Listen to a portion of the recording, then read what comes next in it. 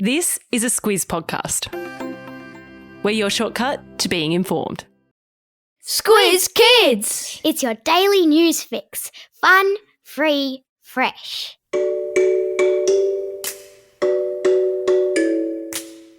Hello and welcome to Squiz Kids Today, your fresh take on what's happening in the world around you. I'm Bryce Corbett. It's Monday, November 14. In Squiz Kids Today, world leaders meet in Bali.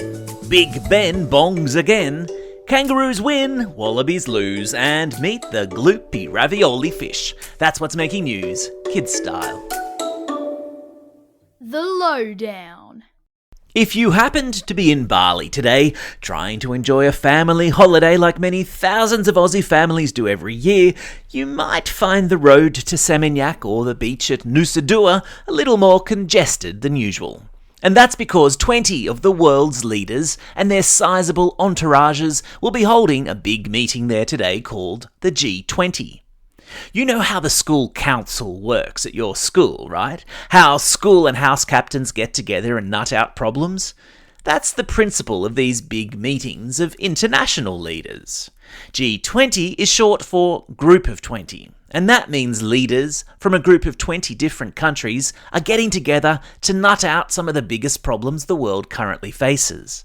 Our own Prime Minister, Anthony Albanese, will be there, joined by the likes of US President Joe Biden, the new British PM Rishi Sunak, France's Emmanuel Macron, India's Narendra Modi, South Africa's Cyril Ramaphosa, Ukraine's President Volodymyr Zelensky, who'll join via video on account of the fact there's a war going on in his country, and of course host of the meeting, Indonesia's President Joko Widodo.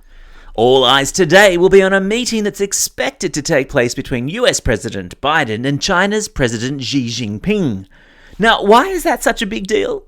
Because the US is the number one superpower in the world right now, and China is fast rising to challenge the US for the number one spot. So, yeah, there's a little bit of tension.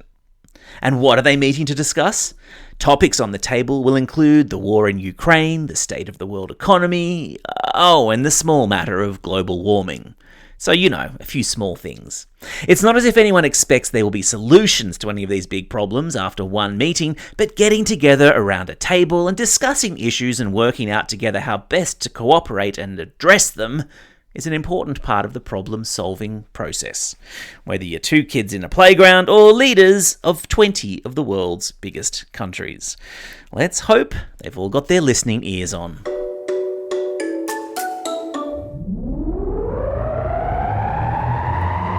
Spin the globe.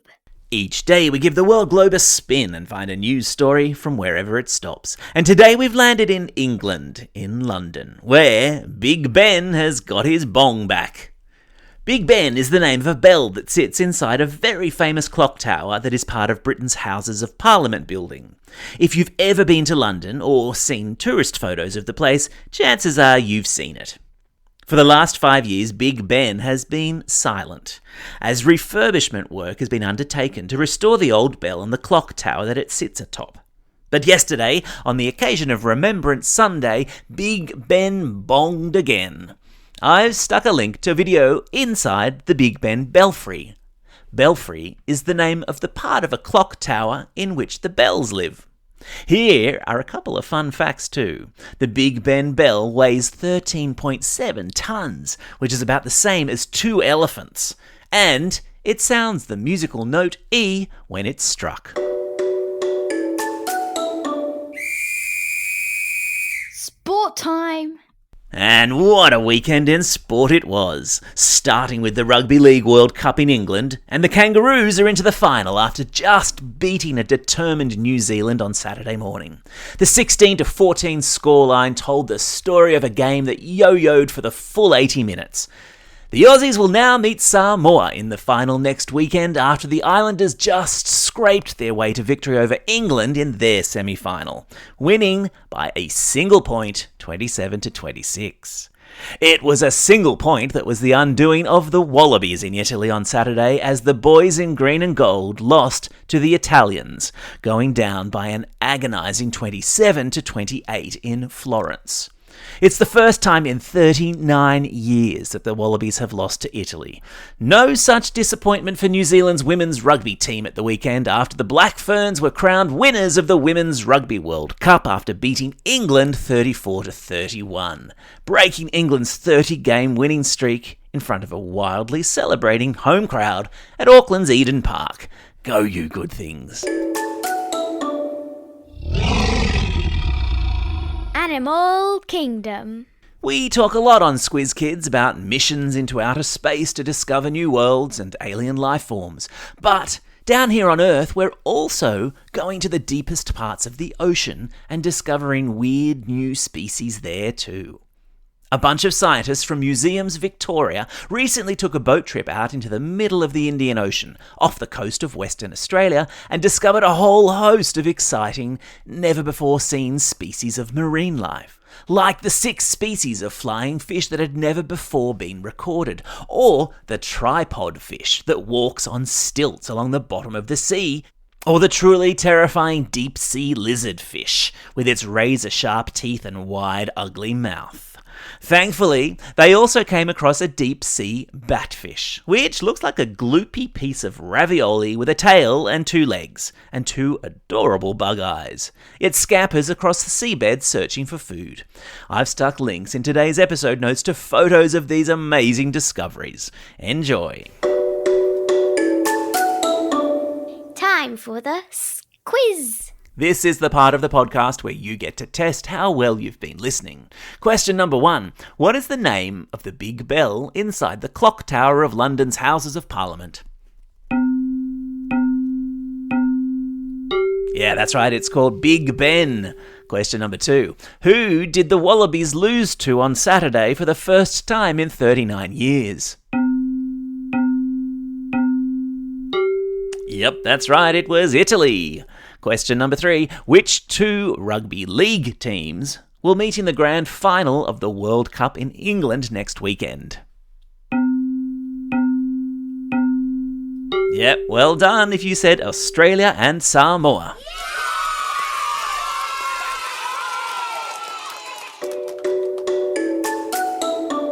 Shout outs. It's November 14. Only 40 days until Christmas. Now that is close. It's also a birthday for King Charles, his very first as the king, as well as a birthday for my lovely mum, Diane Corbett. Happy birthday, Mum. It's also a special day for these Squiz kids celebrating a birthday today. Phoenix from Pyrmont, Evie from Kingston, Alejandro from Abbotsford, Elani from South Australia, Olivia from Sydney, Theo from Maroubra, Indonesia from Yeppoon, Henry from Cronulla, Reese from Floraville, Sagi from Cannon Hill, Harry from Canberra, and Kawana, who's travelling through Cambodia. And belated birthday shout-outs today go to Hayden from Corindai, Jack from Townsville, Larita, who's listening all the way over there in Albania. I think you might be our first ever listener in Albania, Larita. And Jeffrey, who's listening all the way over there in Ohio in the United States. Hello to you both. And today's classroom shout-outs go to Class 3A at Oak Hill Drive Public School in Castle Hill, Class 3L and Mrs. Lang at Epping West Public School, Class 36NS with Miss S and Miss Drays at Marayong Public School, Class 5W at Oxford Falls Primary School, and a happy birthday to their teacher, Ms. Watson, the students at Cannon Hill State School, and a happy birthday to Ms. Fernandez, to Class 3J at Ivanhoe Primary School, and happy birthday to Ms. Harford for today, and to Mrs. Kittler, who celebrated a birthday on Friday. And finally, a great big shout out to Harley and all the kids in Year 6 MP4 and MP5 at Greenslope State School. It was great to visit with you guys on Friday and talk about podcasting, and I hope you have an awesome time at camp this week. Don't forget, if you've got a birthday coming up and you want a shout out, or if you want a classroom shout out, drop us a line at squizkids@thesquiz.com.au or fill out the form on our website. Well, that's all we have time for. Thanks for listening to Squiz Kids today. We'll be back again tomorrow. In the meantime, get out there and have a most excellent day. Over and out.